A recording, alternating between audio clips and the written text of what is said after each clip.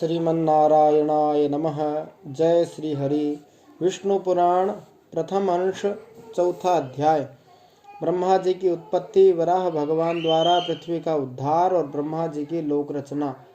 श्री मैत्रेय जी बोले, हे महामुने, कल्प के आदि में नारायणाख्य भगवान ब्रह्मा जी ने जिस प्रकार समस्त भूतों की रचना की वह आप वर्णन कीजिए। श्री पराशर जी बोले, प्रजापतियों के स्वामी नारायण स्वरूप भगवान ब्रह्मा जी ने जिस प्रकार प्रजा की सृष्टि की थी वह मुझसे सुनो। पिछले कल्प का अंत होने पर रात्रि में सोकर उठने पर सत्वगुण के उद्रेक से युक्त भगवान ब्रह्मा जी ने संपूर्ण लोकों को शून्य में देखा। वे भगवान नारायण पर हैं, अचिंत्य हैं, ब्रह्मा शिव आदि ईश्वरों के भी ईश्वर हैं, ब्रह्म स्वरूप हैं, अनादि हैं और सबकी उत्पत्ति के स्थान हैं। मनु आदि स्मृतिकार उन ब्रह्म स्वरूप श्री नारायण देव के विषय में जो इस जगत की उत्पत्ति और लय के स्थान है यह श्लोक कहते हैं। नर अर्थात पुरुष भगवान पुरुषोत्तम से उत्पन्न होने के कारण जल को नार कहते हैं। वह नार जल ही उनका प्रथम अयन निवास स्थान है, इसलिए भगवान को नारायण कहा है। संपूर्ण जगत जलमय हो रहा था, इसलिए प्रजापति ब्रह्मा जी ने अनुमान से पृथ्वी को जल के भीतर जान उसे बाहर निकालने की इच्छा से एक दूसरा शरीर धारण किया। उन्होंने पूर्व कल्पों के आदि में जैसे मत्स्य कूर्म आदि रूप धारण किए थे, वैसे ही इस वाराह कल्प के आरंभ में वेद यज्ञ में वाराह शरीर ग्रहण किया और संपूर्ण जगत की स्थिति में तत्पर हो सबके अंतरात्मा और अविचल रूप से वे परमात्मा प्रजापति ब्रह्मा जी जो पृथ्वी को धारण करने वाले और अपने ही आश्रय से स्थित हैं, जनलोक स्थित सनकादि सिद्धेश्वरों से स्तुत किए जाते हुए जल में प्रविष्ट हुए। तब उन्हें पाताल लोक में आए देख देवी वसुंधरा पृथ्वी अति भक्ति विनम्र हो उनकी स्तुति करने लगी। पृथ्वी माता बोली, हे शंख चक्र गदा पद्म धारण करने वाले कमल नयन भगवन, आपको नमस्कार है। आज आप इस पाताल तल से मेरा उद्धार कीजिए। पूर्व काल में आप ही से मैं उत्पन्न हुई थी। हे जनार्दन, पहले भी आप ही ने मेरा उद्धार किया था और हे प्रभो, मेरे तथा आकाश आदि अन्य सब भूतों के भी आप ही उपादान कारण हैं। हे परमात्मा स्वरूप, आपको नमस्कार है। हे पुरुषात्मन, आपको नमस्कार है। हे प्रधान कारण और व्यक्त कार्य रूप, आपको नमस्कार है। हे काल स्वरूप, आपको बारंबार नमस्कार है।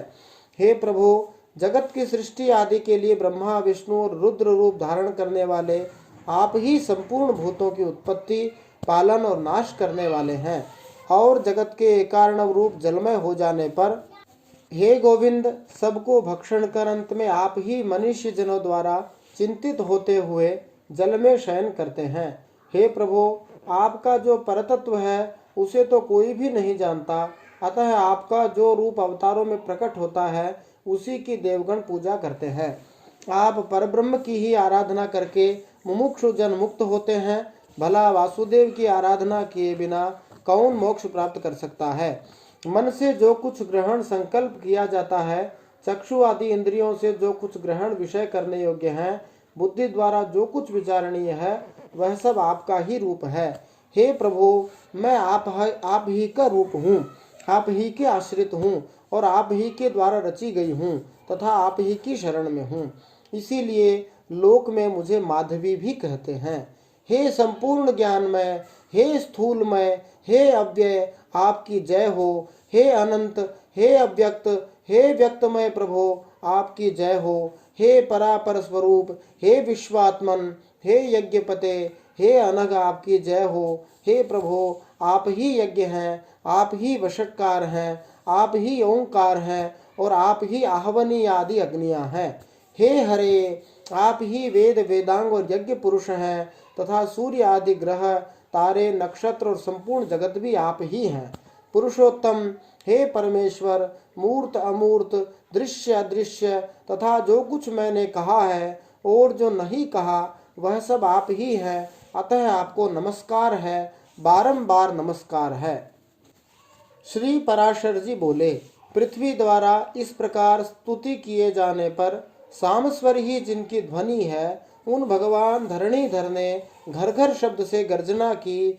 फिर विकसित कमल के समान नेत्रों वाले उन महावराह ने अपनी दाढ़ों से पृथ्वी को उठा लिया और वे कमल दल के समान श्याम और नीलाचल के सदृश विशाल काय भगवान रसातल से बाहर निकले।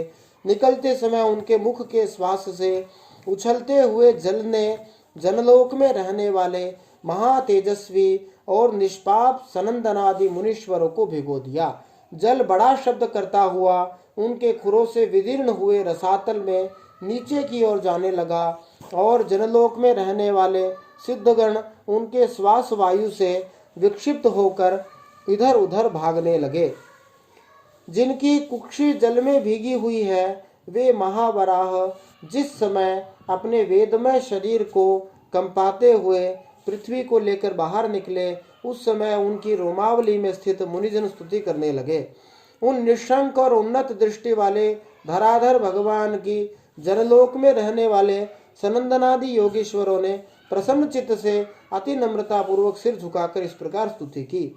हे ब्रह्मादि ईश्वरों के भी परमेश्वर, हे केशव, हे शंख गदाधर, हे खड्ग चक्रधारी प्रभु, आपकी जय हो। आप ही संसार की उत्पत्ति, स्थिति और नाश के कारण हैं तथा आप ही ईश्वर हैं, और जिसे परम पद कहते हैं वह भी आपसे अतिरिक्त और कुछ नहीं है।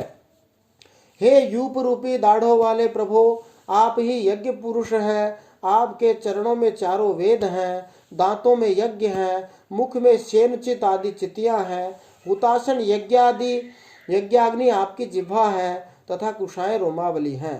हे महात्मन, रात और दिन आपके नेत्र हैं तथा सबका आधारभूत परब्रह्म आपका सिर है। हे देव, वैष्णव आदि समस्त सूक्त आपके सटाकलाप स्कंध के रोम गुच्छ हैं और समग्र हवि आपके प्राण हैं। हे प्रभु, सुरुक आपका तुंड थूथनी है, सामस्वर धीर गंभीर शब्द है, प्रागवंश यजमान गृह शरीर है तथा सत्र शरीर की संधियां हैं।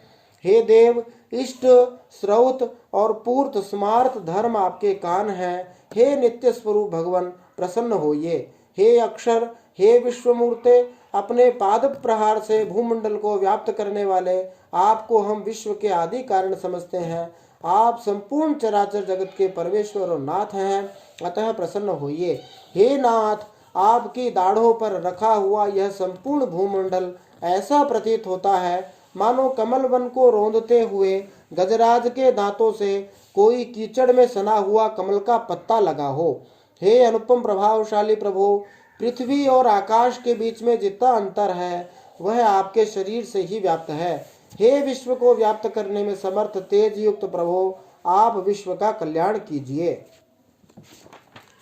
हे जगतपते, परमार्थ सत्य वस्तु तो एकमात्र आप ही हैं, आपके अतिरिक्त और कोई भी नहीं है।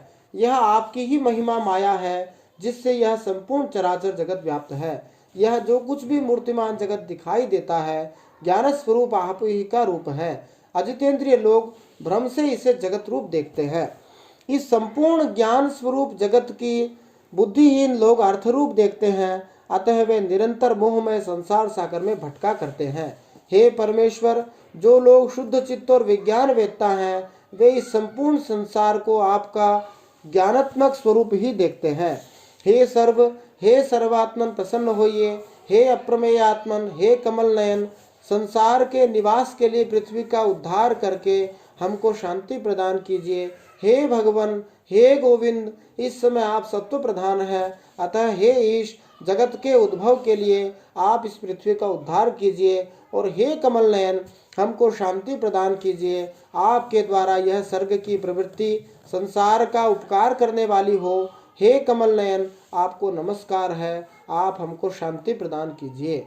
श्री पराशर जी बोले, इस प्रकार स्तुति किए जाने पर पृथ्वी को धारण करने वाले परमात्मा वराह भगवान ने उसे शीघ्र ही उठाकर अपार जल के ऊपर स्थापित कर दिया। उस जल समूह के ऊपर वह एक बहुत बड़ी नौका के समान स्थित है और बहुत विस्तृत आकार होने के कारण उसमें डूबती नहीं है। फिर उन अनादि परमेश्वर भगवान ने पृथ्वी को समतल कर उस पर जहाँ तहाँ पर्वतों को विभाग करके स्थापित किया। सत्य संकल्प भगवान श्री हरि ने अपने अमोघ प्रभाव से पूर्व कल्प के अंत में दग्ध हुए समस्त पर्वतों को पृथ्वी तल पर यथास्थान रच दिया। तदनंतर उन्होंने सप्तद्वीपादि क्रम से पृथ्वी का यथा योग्य विभाग कर भूरलोक आदि चारों लोकों की पूर्ववत कल्पना कर दी। फिर उन भगवान श्री हरि ने रजोगुण से युक्त हो चतुर्मुखधारी ब्रह्मारूप धारण कर सृष्टि की रचना की। सृष्टि की रचना में भगवान तो केवल निमित्त मात्र ही हैं, क्योंकि उसके प्रधान कारण तो सृज्य पदार्थों की शक्तियां ही हैं। हे तपस्वियों में श्रेष्ठ मैत्रेय, वस्तुओं की रचना में निमित्त मात्र को छोड़कर और किसी बात की आवश्यकता भी नहीं है, क्योंकि वस्तु तो अपने ही परिमाण शक्ति से वस्तुतः स्थूल रूपता को प्राप्त हो जाती है। श्री विष्णु पुराणे प्रथमे अंशे चतुर्थः। श्री नारायणार्पणमस्तु।